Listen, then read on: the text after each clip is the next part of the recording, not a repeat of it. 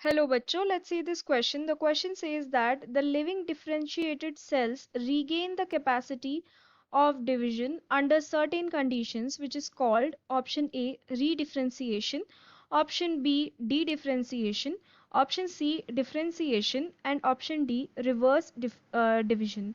तो इस क्वेश्चन में हमें ये बोला है कि जब लिविंग डिफरेंशिएटेड सेल यानी कि जो ऑलरेडी डिफरेंशिएट हो चुके हैं वो सेल्स रीगेन करते हैं कैपेसिटी ऑफ डिवीजन, तो उस पर्टिकुलर टाइप के ग्रोथ या डेवलपमेंट को हम क्या बोलते हैं। ठीक है, तो इस क्वेश्चन में जो की कंसेप्ट है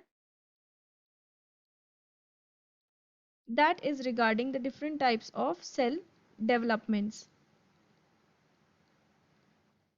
ओके, तो सबसे पहले तो हम बात करेंगे रिगार्डिंग डिफरेंशिएशन की। डिफरेंशिएशन क्या होता है वो देखेंगे। डिफरेंशिएशन यहाँ पे क्या होता है कि जो सेल्स होते हैं दे स्टॉप डिवाइडिंग, यानी कि they lose their ability to divide and they begin to mature and start performing specific functions in the plant body. Okay, so this is the process of differentiation.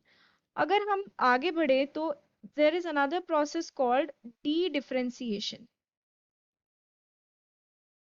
De-differentiation क्या होता है? It is the opposite of differentiation. यानी कि यहाँ पे जो differentiated cells होते हैं ना, differentiated cells ये क्या करते हैं? They regain the capacity to divide, यानी कि regain the property of division, वो वापस से डिवाइड कर लेते हैं under certain certain under specific conditions के टाइम पे।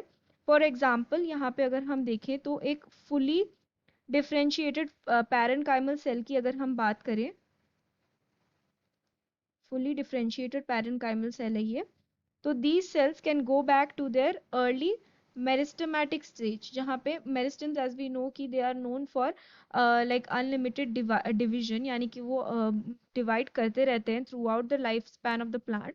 तो पैरेनकाइमल सेल्स जो ऑलरेडी डिफरेंशिएट हो चुके हैं अंडर सर्टेन सर्कमस्टांसेस वो क्या करते हैं? अपने मेरिस्टेमेटिक स्टेज में चले जाते हैं जहाँ पे वो वापस से डिवाइड करने लग जाते हैं। So that is D differentiation और उसी की बात की गई है इस क्वेश्चन में। तो we can say that the correct answer for this question will be option B, that is D differentiation.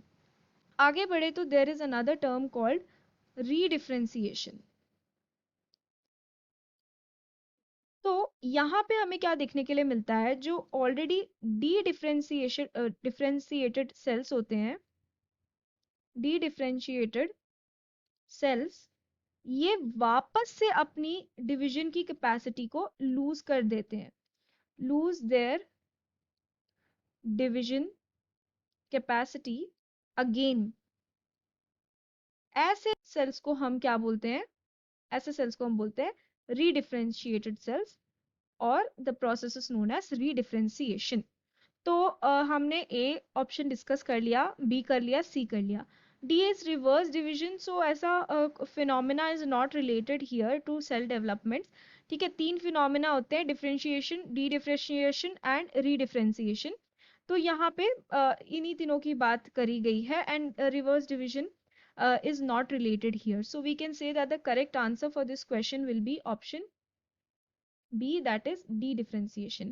So I hope you have understood it well. Best of luck.